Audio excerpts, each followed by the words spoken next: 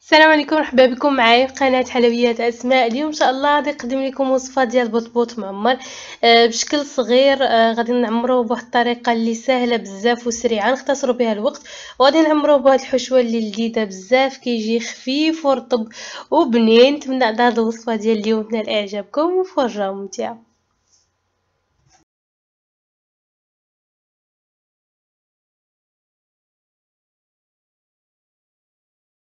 نبداو على بركه الله بالحشوه باش نخليوها تبرد. هنا في مقلاة وضعت القليل من الفلفل الاخضر او الفلفله الخضراء مقطعه مكعبات صغيره، نفس الشيء بالنسبه للفلفله الحمراء. الزيتون مقطع حلقات صغيورين. البصل الابيض مقطع مكعبات صغيره. وعندي واحد جوج حبات ديال الجزر محكوكين او مبشورين في الحكاكه الجهه الغليظه. كنزيد شي ديال زيت الزيتون، شي ديال زيت نباتيه، وكنشحر الكل على نار تكون عاليه دائما باش ما يطلقولناش الخضر الماء.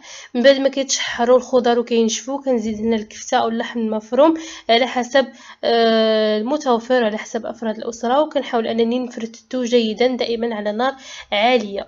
من بعد كنبدا نزيد في التوابل. فعندي فلفل اسود او الابزار، عندي بابريكا او الفلفل الاحمر، عندي سكينجبير او الزنجبيل، الخرقوم او الكركم، والقليل من بودره ديال الثوم. اذا ما توفرتش عندكم بودره الثوم استعملوا الثوم طريه. عندي القليل من بودره ديال الفلفل الحار كتبقى اختياريه، والملح حسب الذوق. من بعد غادي نذوق ونشوف واش غادي نحتاج نزيد او لا.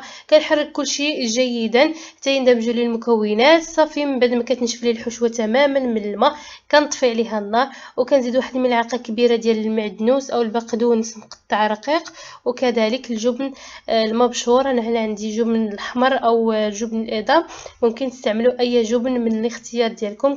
كنحرك كل شيء جيدا وكنخلي الحشوه ديالتي جانبا حتى تبرد تماما. ندوزو باش نحضروا العجين اللي غادي نحتاج له. هنايا 400 غرام من الدقيق الابيض او الفورس او الفرينه، نوع ممتاز دائما النتيجه ممتازه. عندي في المقابل 200 غرام من الدقيق الفينو او السميد الرطب كيف ما كيسميوه الاخوات في الجزائر.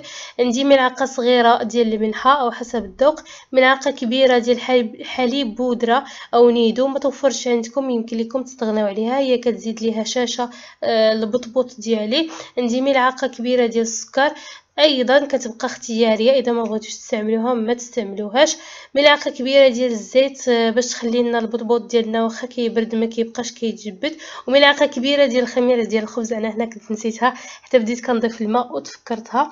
ممكن تضيفوا الخميره الطريه، انا كنستعمل دائما الفوريه. كنبدا نزيد في الماء الدافئ وانا كنخلط حتى كنجمع واحد العجين اللي يكون ما يكونش رطب بزاف او كيتلصق في اليدين. المهم يكون واحد العجين اللي كيشبه العجين ديال المسمن، في نفس الوقت ما يكونش جاري. كندلكو العجين ديالنا جيدا حتى كيتدلك مزيان. ضروري اننا ندلكوه. من الاسرار ديال النجاح ديال البطبوط معمر اننا ندلكو العجين جيدا باش ملي نعمروه ما يطرطقلناش، منه الحشوه. فكان من بعد ما كندلك العجينه مزيان واحد 10 ديال الدقائق كناخذها وكنقسمها على جوج، وكنرشها بالفينو او الدقيق، وكنغطيها ونخليها تخمر جانبا حتى يضاعف الحجم ديالها. بعد ما خمرات لي العجينه كناخذ اول كره ديال العجين كنطلقها مع المساعده ديال شويه ديال الدقيق الفينو. كنطلقها بالدلاك على هذا الشكل. كنحاولوا نطلقوها على واحد السمك يكون مناسب، ما يكونش رقيق بزاف وما يكونش غليظ. وكناخذوا قطاعه ولا كناخذوا زلافه اللي موجود عندنا واللي يناسبنا الحجم. انا غادي نستعمل هذا الحجم هذا، وكنبدا كنقطع من العجين ديالي دوائر.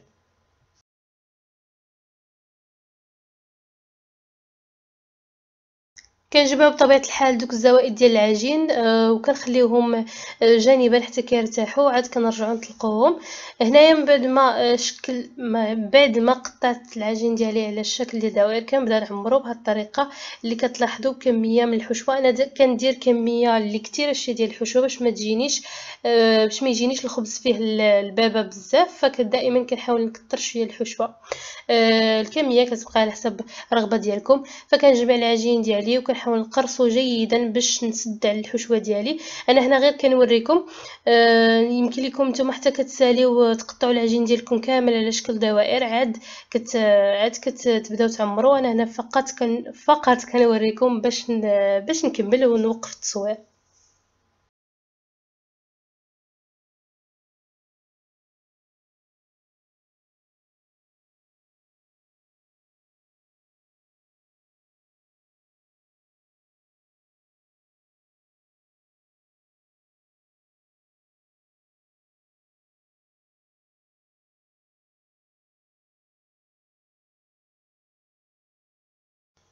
فاذا من بعد ما ساليت وعمرت العجين ديالي كامل كيف ما كتلاحظوا هنايا، كنبدا باول اول حبه عمرتها. في هذا الاثناء كنكون دايره المقلاة ديالي كتسخن، كنبدا نقرص الحبات ديال العجين.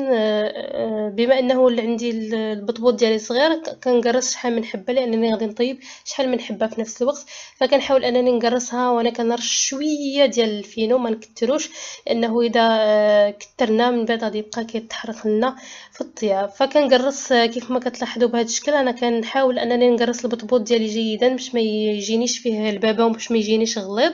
وكيف ما كتلاحظوا البطبوط ديالنا ما كتطرطقش منه الحشوه، لانه العجين ديالنا ما كنديروش جاري، وفي نفس الوقت كندلكوه مزيان. هنا من بعد ما قرصت تقريبا 5 ديال الخبيزات او ديال البطبوطات، كنبدا نطيب في مقله اللي دهنتها بشويه ديال الزيت. يمكن لكم طبيعه الحال تستغناو على الزيت. فكنبدا كنوضع الحبات ديالي ديال العجين او ديال البطبوط بحال هذا الشكل على النار تكون متوسطه في المقله ديال المسمن او اي مقله متوفره عندكم، وكنبدا كنحرك في البطبوط ديالي باش يتحمر لي من جميع الجوانب.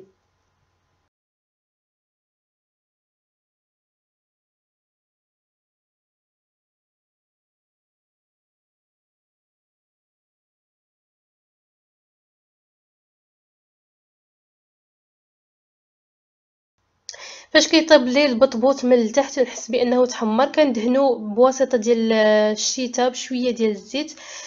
كيف ما قلت لكم سابقا كيبقى الزيت كتبقى اختياريه، بغيتو طيبوه ناشف ماشي مشكل.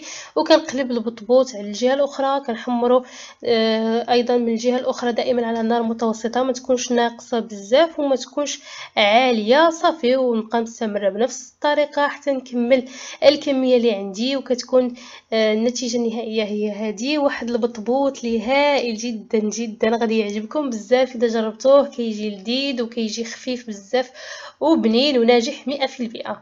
نتمنى ان هذه الوصفه ديال اليوم تكون نالت اعجابكم، ونتمنى انكم تجربوها اذا عجبتكم. ما تنساش كيف ما العاده ديروا جيم، اشتركوا في القناه وفعلوا الجرس باش يبقى يوصلكم دائما جديد من الوصفات. ما تنساش كذلك تعاليقكم الرائعه اللي دائما كتشجعني نعطي المزيد والمزيد. شكرا بزاف للمتابعه، نتلاقاو فيديو جديد ان شاء الله.